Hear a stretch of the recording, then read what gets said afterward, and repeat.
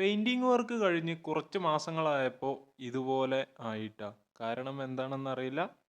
ഇത് ചെയ്തിട്ടൊരു 6 മാസം അത്രേ ആയിട്ടുള്ളൂ കേട്ടോ. ഒരു 6 മാസത്തിൻ്റെ ഉള്ളിലാണ് നമ്മുടെ പെയിൻറ് ഇളകിപ്പോയത്. നമ്മുടെ വണ്ടിയിലത്തെ പെയിൻ്റൊക്കെ ഇളകി പോകാൻ തുടങ്ങി. എല്ലാം അല്ല, മെയിനായിട്ട് ഞാൻ ഇപ്പോൾ കാണിച്ചു തന്ന ആ ഭാഗത്തിലാണ് കൂടുതലായിട്ട് ഇളകിപ്പോയത്. പിന്നെ വേറൊരു ഭാഗത്ത് ചെറുതായിട്ട് പോയിട്ടുണ്ട്. അപ്പോൾ നമ്മളിപ്പോൾ ഒരു 6 മാസം 7 മാസമായി. അത് 6 മാസമായിട്ട് നമ്മൾ കൊണ്ട് കാണിക്കുന്നത് ശരിയല്ലല്ലോ. അപ്പോൾ ഈ പെയിൻറ്റിന് ഗ്യാരൻറ്റി 6 മാസം ഉള്ളൂ എന്ന് എനിക്കറിയില്ല. ഇനി അവർ അടിച്ചത് ലോക്കൽ പെയിൻ്റാണോ എന്ന് അറിയില്ല. നമ്മുടെ കയ്യിൽ നല്ല പെയിൻ്റാണെന്നൊക്കെയാണ് പറഞ്ഞിട്ട് അടിച്ചത്. അപ്പോൾ എന്താണെങ്കിലും നമ്മൾ ഇതൊന്നിപ്പോൾ കാണുമ്പോൾ തന്നെ ഒരു ബോറായിട്ട് എനിക്ക് തോന്നുന്നു. അപ്പോൾ ഇത് മാത്രം അഴിച്ചിട്ട് നമ്മളൊരു സ്പ്രേ പെയിൻറ്റ് വാങ്ങിയിട്ടുണ്ട്. അപ്പോൾ ഇപ്പോൾ തൽക്കാലം ഇത് അടിച്ച് നോക്കാൻ വേണ്ടി പോവാണ് കേട്ടോ. അപ്പോൾ ഇത് നല്ല സ്പ്രേ പെയിൻ്റ് ആണെന്നാണ് പറഞ്ഞു തന്നത്. അപ്പോൾ നമ്മൾ ഈ ഒരു സ്പ്രേ പെയിൻറ്റ് അടിച്ച് നോക്കും. എന്നിട്ടും ഇളകി പോവുകയാണെന്ന് വെച്ചാൽ പിന്നീട് നമുക്ക് എന്താ വെച്ചാൽ നമുക്ക് നോക്കാം. ഇപ്പോൾ തൽക്കാലം നമ്മളിത് അഴിച്ചിട്ട് ഇപ്പോൾ സ്പ്രേ പെയിൻ്റ് ഒന്ന് അടിച്ച് നോക്കാൻ വേണ്ടി പോവുകയാണ് കേട്ടോ.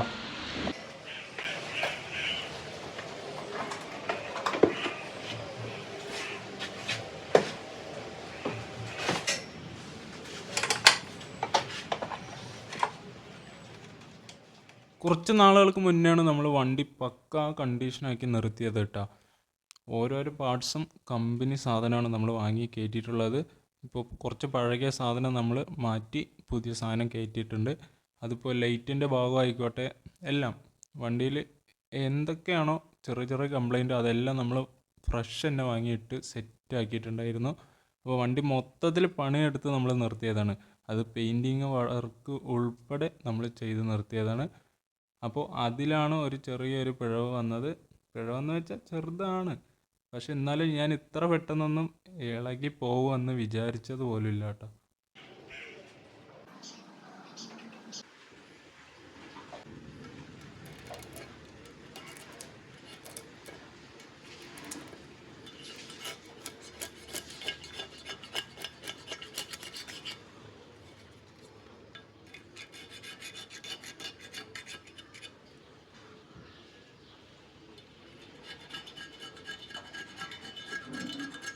അപ്പോൾ നമ്മൾ അഴിച്ച ശേഷം ചെറുതായിട്ട് പെയിൻ്റ് എല്ലാം ഇളക്കി മാറ്റുന്നുണ്ട്.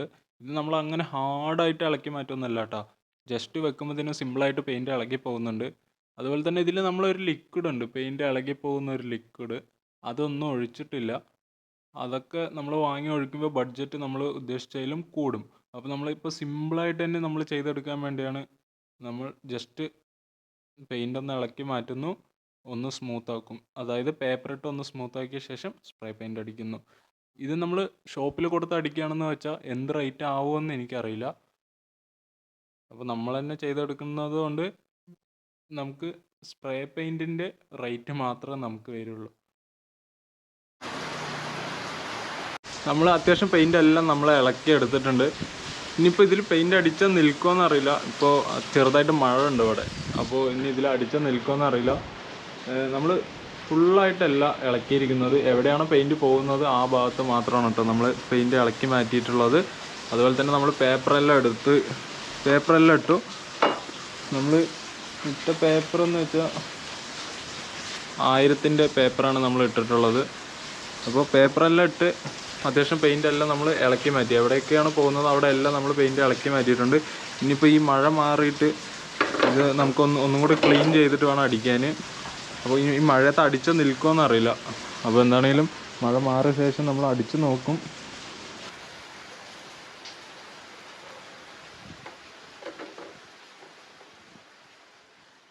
നമ്മുടെ അവിടെ മഴയാണ് കേട്ടോ സീന്. മഴയത്ത് അടിച്ചാൽ പണി കിട്ടും. പെയിൻറ്റ് ഇതിൽ പിടിക്കുകയില്ല. ഒരു വെള്ളത്തിൻ്റെ ഡോട്ടായിട്ട് വരികയും ചെയ്യും. അപ്പോൾ മഴ മാറിയിട്ടുണ്ട്. അപ്പോൾ നമ്മൾ ജസ്റ്റ് ഒന്ന് ക്ലീൻ ചെയ്ത് സ്പ്രേ പെയിൻ്റ് അടിച്ചു. നമ്മൾ പെയിൻറ്റിങ് വർക്കിൽ അത്ര എക്സ്പേർട്ട് ഒന്നും ഇല്ല കേട്ടോ. നമുക്ക് അറിയുന്ന പോലെ നമ്മൾ അടിക്കും. അതിനിപ്പോൾ തെറ്റായാലും ശരിയായാലും നമ്മുടെ വണ്ടിയാണല്ലോ, നമുക്ക് ചെയ്ത് പഠിക്കാം. അതിനിപ്പോൾ പാളിയാലും ഒരു കുഴപ്പമില്ല. നമ്മളിങ്ങനെയൊക്കെയാണല്ലോ പഠിക്കുന്നത്. അപ്പോൾ ഈ കാര്യങ്ങളല്ല, എന്തും ഇങ്ങനെയൊക്കെയാണ് നമ്മൾ ചെയ്ത് പഠിക്കുക.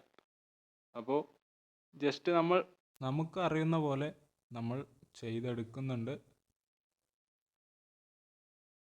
A few moments later. നമ്മുടെ പെയിൻറ്റിങ് വർക്ക് കഴിഞ്ഞ് സെറ്റ് ആയിട്ടുണ്ട്. അപ്പോൾ സ്പ്രേ പെയിൻ്റ് ആയതുകൊണ്ട് തന്നെ നമുക്ക് പെട്ടെന്ന് തന്നെ ഉണങ്ങി കിട്ടി. അപ്പോൾ ഇനി നമുക്ക് ഇതിലോട്ട് സെറ്റ് ചെയ്ത ശേഷം, ഇത് ഒരു ക്ലിപ്പ് പോലത്തെ ടൈപ്പാണ് കേട്ടോ, ഇത് ജസ്റ്റ് ഒന്ന് വെച്ച് കൊടുക്കുക, സ്ക്രൂ ഇട്ട് ടൈറ്റ് ചെയ്യുക, ഇത്ര മാത്രം. അപ്പോൾ ഇത് പെർഫെക്റ്റ് ആയിട്ടാണ്, ഞാൻ വിചാരിച്ചതിലും അടിപൊളിയായിട്ടാണ് സ്പ്രേ പെയിൻറ്റ് വർക്ക് കഴിഞ്ഞപ്പോൾ പെർഫെക്റ്റ് ആയിട്ട് തന്നെ വന്നിട്ടുണ്ട് കേട്ടോ.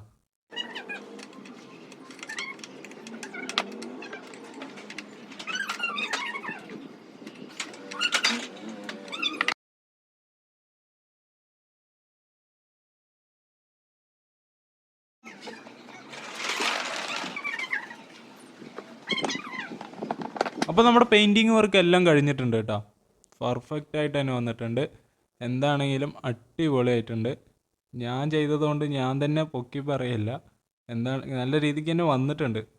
നമ്മൾ ഇങ്ങനെയെല്ലാം ഫസ്റ്റ് ടൈമാണ് ചെയ്യുന്നത് പെയിൻറ്റിങ് വർക്ക്. അപ്പോൾ പഴയത് വെച്ച് നോക്കുമ്പോൾ ഇത് അടിപൊളിയാണ്, പഴയത് ഒരു ചൊറി പിടിച്ച പോലെയാണ്. അപ്പോൾ നമ്മളങ്ങനെ പെയിൻറ്റിങ് വർക്ക് സക്സസ് ആയിട്ടാണ്.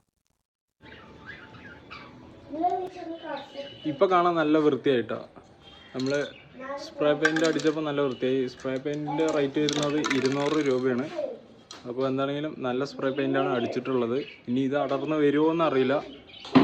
മുന്നത്തേക്കാളും നല്ല വൃത്തിയായിട്ടുണ്ട്. മുന്നൊരു എനിക്ക് കാണുമ്പോൾ തന്നെ എന്തോ പോലെ ഉണ്ടായിരുന്നു. അപ്പോൾ ഇപ്പം നല്ല വൃത്തിയാക്കി അടിച്ചിട്ടുണ്ട്. അപ്പോൾ ഇനി ഇത് അടർന്ന് വരുമോ എന്നറിയില്ല. എന്താണെങ്കിലും ഇപ്പോൾ റെഡി ആയിട്ടോ, ഇപ്പോൾ സെറ്റായി.